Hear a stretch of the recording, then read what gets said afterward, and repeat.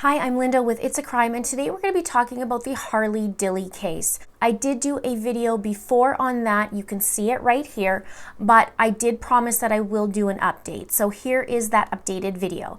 Now, as you most likely know, 14-year-old and fellow YouTuber Harley Dilly of Port Clinton, Ohio, was found deceased on January 14th, 2020. Harley was found in a vacant house across from his own home. Now, the coroner ruled Harley's cause of death as compressive asphyxia, and that is when respiration is prevented by external pressure on the body. So police believe that Harley climbed up on an antenna tower and then went down the chimney. They believed that Harley pushed his coat and glasses through the chimney flue on the second floor. Now, the chief said during a news conference that the chimney was blocked between the first and second floors, and that's what led him to getting stuck. And they also believed the boy was able to push his coat and glasses through a chimney flue into the second floor room, like I mentioned. Although the chief did not detail how exactly that would have happened or why investigators believe he took this action.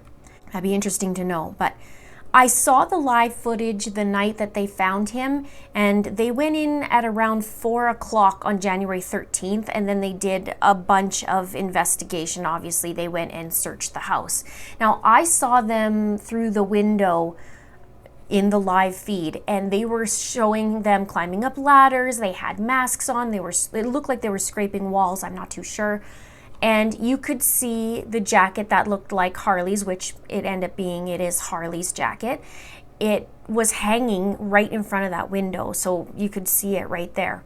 Now, about the owners of this house, they are in their 80s, and it said they lived in Avon. Now, they said, and I quote, "Our family is heartbroken over this, not just because it's in our house, but because of the outcome is not what everybody had hoped for." And his name was Jim, and he asked that we not use his last name. So Jim said that the home belonged to his family since the house was built in 1852, but no one has really lived it in full time for many years. The family occasionally uses it as a weekend vacation home during the summer, and it was under renovation. He said no one had been in it since mid-November. Now, he also says, and I quote, "I was quite confident that there was no way anybody got in that house, or they would have been able to tell because it was pretty secure." And the owners were stunned when Clinton police contacted them asking for keys to get inside and information about the home's layout and renovation details. He said it would be extremely difficult to enter the home through the chimney, as police believe Harley tried to do. And this is what he also says, in quotes, "There was no openings in that chimney other than like 8-inch diameter openings in different places throughout. You know, on the first floor and the second floor for a stovepipe to get into it." He also said that the home does not have a fireplace. And he says, "The chimney hasn't been used in years, so there used to be a gas stove that went into it and there's been nothing since." Now, police said the opening was 9 by 13. And they stated that Harley was only 100 pounds and was 4'9". And I wondered, I mean, maybe it's possible to get in it when you're super skinny, right? And obviously. And I wondered if anybody could hear him screaming, but I was talking it over with my hubby, and he said, well, if he's screaming, it might make him more stuck, because his chest is compressing. So it was just awful to think about. The family who owns the home said they didn't have plans to return to it until early part of spring. And although the home was across the street, Jim says that the family does not know Harley or the Dilly family. Now, there is a petition going around, and people are upset at the entire situation because the area was searched, and it was day 25 that police went back into the area and requested to go into the house. The police did say that they went first there. There was no signs of entering the house. They said that the windows were locked and the doors were locked, no signs of entry, etc. Now, there is a petition at change.org for negligence charges for Harley Dilly's parents. They state that Harley disappeared Friday, December 20th on his way to school and was not reported missing to police by parents for 41 hours. It also says, we believe the parents are negligent in their failure to report him missing and need to be charged under Ohio's child neglect laws. We believe it is clear negligence to not report your child missing for such a long time.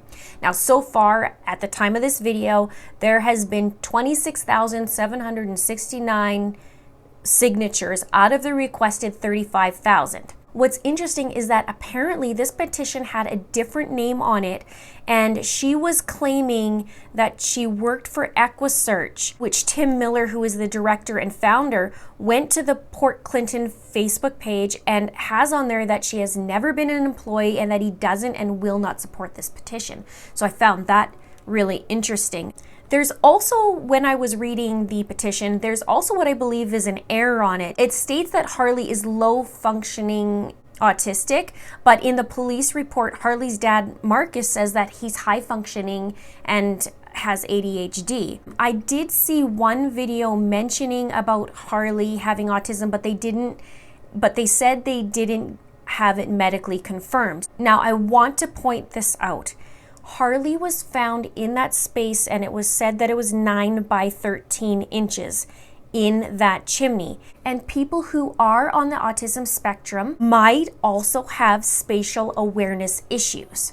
I'm not saying everybody, because once you meet one person with autism, you meet one person with autism, which means that everybody is different. One person has this, the other person could have that. It all differs. I'm saying he could have. Now, I'm going to read you this, okay? An individual with autism might also experience difficulties with spatial awareness and with balance. This means that rooms might feel smaller or larger than they actually are. It also can explain why some people with autism might rock, sway, or spin. So he may have miscalculated the opening and went in and unfortunately got stuck. So now people have taken up protesting right where Harley was found, and there were 12 people, according to what I read, who were protesting. 2 people have been arrested in trespassing. Apparently, they waved signs at people passing in cars and called out justice for Harley. One protester who was holding a 9 by 13 frame said, "We aren't here to hurt anyone or cause problems. We are just here to get answers so we have a community that is at ease and at peace." Now, Port Clinton Police Chief Rob Hickman was there and sat in his vehicle. And he declined to comment on the investigation, but said he was near the house Sunday to ensure things were peaceful. He did say, though, that their theory is we screwed up the investigation. People are entitled to their opinion, but there is only so much we can say right now. He said, "I feel the worst for the family right now. They aren't allowed to grieve Harley." Now, I watched Chief Hickman, and he put out an update each day, and he was visibly upset when they found Harley. And I don't doubt that people searched high and low for him. I mean, how is somebody going to know he's in the chimney, right? So I understand there's emotions are running high. Now, I can say what the effect has on first responders because I have people close to me that are in this field of work. Now, it is traumatic for them to see what they see, especially when it comes to children. So people supporting the Dilly family and Port Clinton police also showed up, holding up signs criticizing the protesters. And again, I could see how people are upset. I mean, he was found right across the street, and it's just super tragic. Chief Hickman stated that the officers had searched the area around the residence multiple times in recent weeks, but initially did not go inside because the home was locked and showed signs of no forced entry. He said officers entered the home at 4 p.m. January 13 as part of efforts to recanvass the neighborhood. Initially, no one was found inside, but officers found the youth's glasses and maroon jacket he was last seen wearing on the second floor next to a brick chimney. And police in Port Clinton released the police report. It was made by Harley's father, Marcus. So on Friday, December 20th in the morning is when Harley was last seen. And December 21st, that Saturday evening, close to midnight, is when it was reported. Now, I do want to mention that the parents did say that it was not unlike Harley to leave for a night when he's angry, but he always typically comes back in the morning. And on it was stated that Harley was first reported missing by his father at the Port Clinton Police Department at 11:50 p.m. Saturday night over one day. after he was last seen. Harley's father reported him missing because he was concerned about the length of time his son had been gone from home. Harley was with several of his friends Thursday night. It also says on the morning of the day Harley was last seen, he tried to stay home from school and told his mother he didn't feel well. Before Harley went missing, he had broken his phone and was angry because his parents would not get him a new one. Harley was living with ADHD and autism, according to his father. He said Harley is high functioning and very smart. And we can see this in his videos that he's super smart kid. I can go more into this report if you'd like, just let me know in the comments below. Now, there was almost $20,000 raised in the search for Harley, and some of that money went to the funeral expenses, and the rest went to the National Center for Missing and Exploited Children.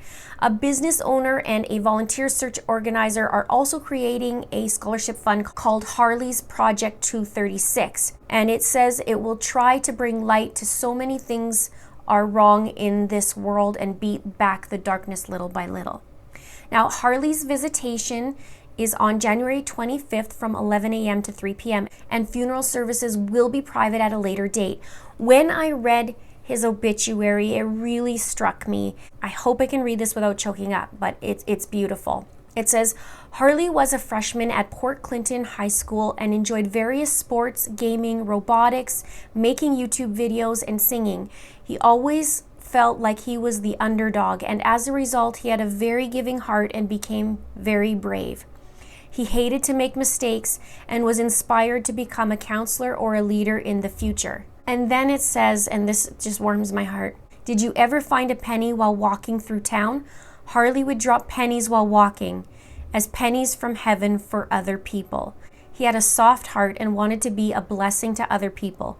Every year during Christmas holiday season, he would volunteer to ring the bell for the Salvation Army. He was a loving son, brother, and grandson and will be deeply missed by his family and friends. I am going to leave some of the links below to the articles, his obituary, and that kind of thing. Funeral arrangements were announced, and visitation is January 25th from 11 to 3, like I mentioned, and his funeral will be held at a later date and will be private. Let me know in the comments below what you think. Thank you so much for all of you who have subscribed to my channel. I super appreciate you and super appreciate your kind words. They have not gone unnoticed. Please click the like button and also click that subscribe button if you haven't done so already. And please share this video out. Thank you so much for watching. See you soon.